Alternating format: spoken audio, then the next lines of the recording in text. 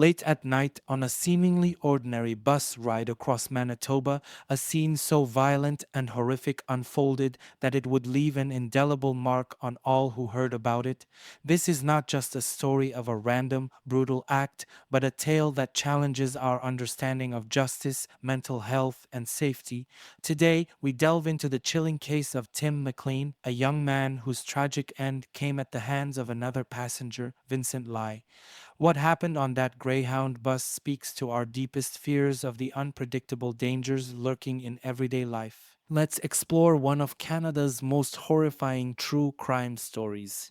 Tim McLean, a 22-year-old carnival worker known for his vibrant and adventurous spirit, was the epitome of youthful energy and charisma.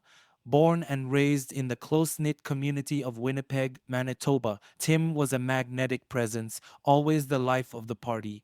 His job at the carnival allowed him to travel across Canada, meeting new people and experiencing the diversity of Canadian life firsthand.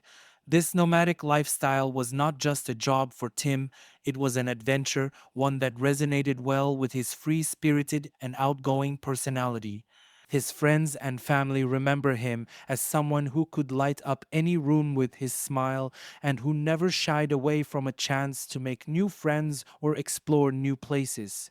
In stark contrast stood Vincent Li, a 40-year-old man who had immigrated to Canada from China in 2001. Vincent arrived with hopes of a fresh start and opportunities that matched his training in computer science. However, the reality of his new life in Winnipeg was far from his expectations. Struggling with language barriers and cultural differences, Vincent found himself drifting through a series of unfulfilling jobs, from delivering newspapers to a stint as a Walmart cashier. His inability to secure employment in his field led to an increasing sense of isolation and disillusionment. Over the years, Vincent's mental state began to deteriorate, marked by sporadic behavior and a retreat from social interactions, although the full extent of his mental health issues remained largely unnoticed or unaddressed by those around him. The paths of these two men from dramatically different backgrounds were destined to cross in the most tragic of circumstances. Tim, returning from a job in Edmonton, chose to travel by Greyhound bus, his preferred method due to its cost effectiveness and the familiar environment. Vincent, on the other hand, found himself on the same bus due to a sudden and poorly understood compulsion that had him leave Edmonton abruptly. Neither man could have anticipated the disastrous convergence of their lives on that fateful night. This random pairing on a routine bus journey highlights the unpredictable nature of human interactions and the thin line between everyday decisions and catastrophic outcomes. On July 30, 2008, Tim McLean boarded the Greyhound bus 1N170 bound for Winnipeg, choosing a window seat near the back, a choice driven by his habit of traveling by bus across the vast Canadian landscape. That day, Tim was returning from a carnival in Edmonton, looking forward to a brief rest at home before his next gig. Unbeknownst to him, Vincent Li also decided to board the same bus, but with a far more disturbed purpose.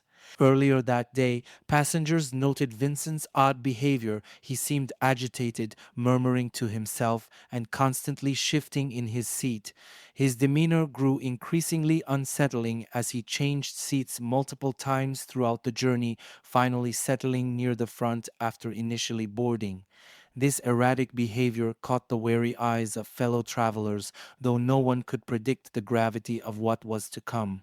As night fell and the bus continued its route along the desolate stretch of the Trans-Canada Highway, most passengers were lulled into a sense of security by the monotonous drone of the engine and the darkened landscape whizzing by.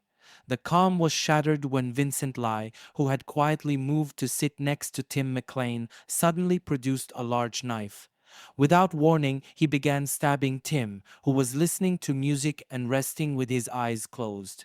The suddenness and brutality of the attack stunned Tim into a state of shock, unable to defend himself effectively against the unprovoked assault. Screams erupted from Tim and were quickly joined by those of other passengers as they witnessed the horrific scene unfold. The bus driver, alerted by the commotion, glanced in the rear-view mirror to catch a glimpse of the chaos erupting behind him. Reacting swiftly, he pulled the bus over to the side of the road as passengers fled towards the front, escaping the immediate danger but traumatized by what they had just seen. In the immediate aftermath of the initial stabbings, chaos ensued inside the bus. Passengers scrambled to call 911, their voices shaking as they struggled to convey the urgency and horror of the situation. The bus driver, now in crisis mode, worked to ensure the safety of the remaining passengers while keeping an eye on Vincent, who showed no signs of stopping his brutal attack. Outside, the night air was filled with the sounds of distress as passengers who had escaped the bus tried to comfort one another, waiting for the police and emergency services to arrive.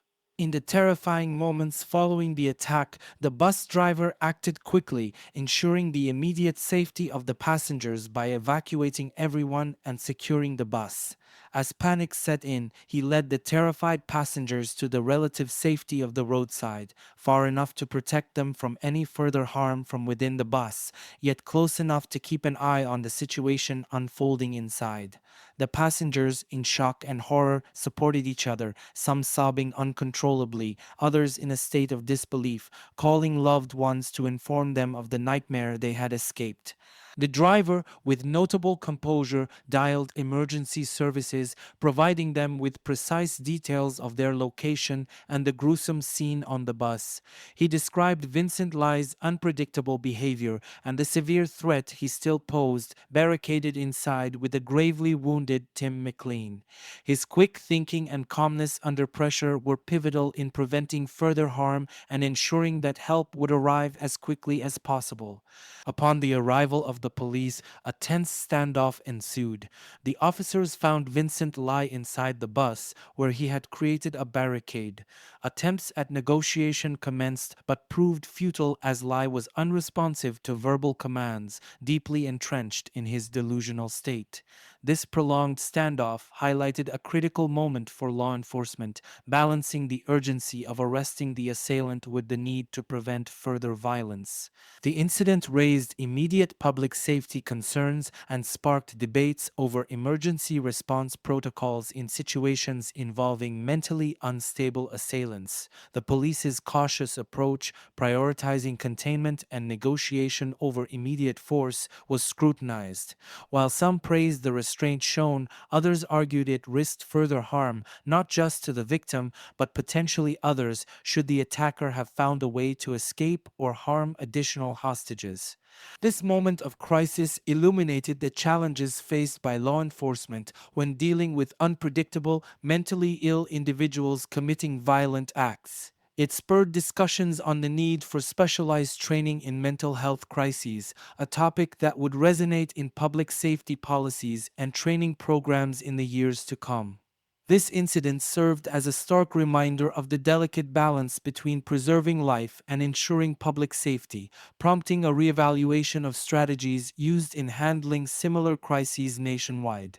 Vincent Li's trial brought to light his previously undiagnosed schizophrenia, a severe mental disorder characterized by delusions, hallucinations, and impaired thinking and emotions. Medical experts testified that Li was in a psychotic state during the attack, unable to distinguish right from wrong, a key component in determining criminal responsibility. His defense centered on this inability to form the necessary criminal intent due to his mental illness, leading to a verdict of not criminally responsible on account of mental disorder.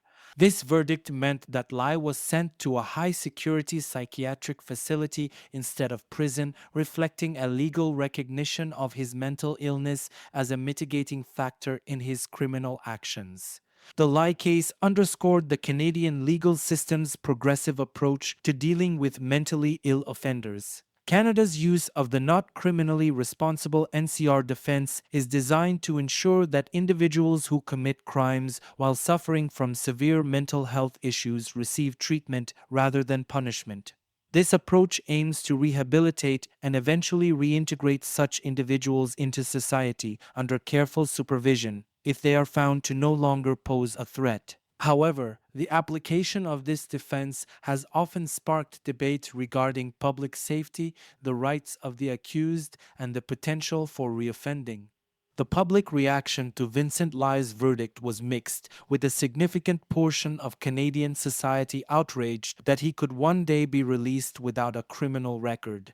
The family of Tim McLean and other victims expressed disbelief and anger, feeling that the justice system had failed to deliver proper retribution. Media coverage and public discourse frequently questioned whether justice was truly served, highlighting a societal struggle to balance empathy for mental illness with the desire for accountability and safety. In the wake of the tragedy, Greyhound and other bus companies across Canada reviewed and tightened their security measures. This included increased screenings, the presence of more security personnel, and enhanced training for staff on how to deal with potentially dangerous situations. Additionally, the incident prompted a nationwide discussion on mental health, leading to increased funding for mental health services and more comprehensive strategies to address mental health crises. The case had a profound impact on the cultural perception of mental illness in Canada. It spurred initiatives aimed at destigmatizing mental health issues, promoting better public understanding, and more supportive attitudes towards those suffering from mental disorders. Educational programs and awareness campaigns grew in number, aiming to reduce the stigma and provide a more nuanced understanding of mental health challenges. Vincent Li, after years of treatment in a psychiatric facility, was granted conditional releases and eventually won a full discharge. Renamed Will Baker, he now lives in the community under a new identity. His reintegration has been controversial, with ongoing debates about the adequacy of the measures to ensure community safety versus the rights and recovery of those rehabilitated from mental illness. As we reflect on the harrowing events that unfolded on that Greyhound bus and their aftermath, we see a narrative that intersects public safety, mental health, and justice. This case challenges us to think critically about how our society addresses mental illness, especially when it intersects with the law. Let's continue this important conversation to foster a society that balances compassion for the mentally ill with the imperative of public safety. Please share your thoughts and engage in this crucial dialogue about how we can collectively ensure such tragedies are prevented in the future.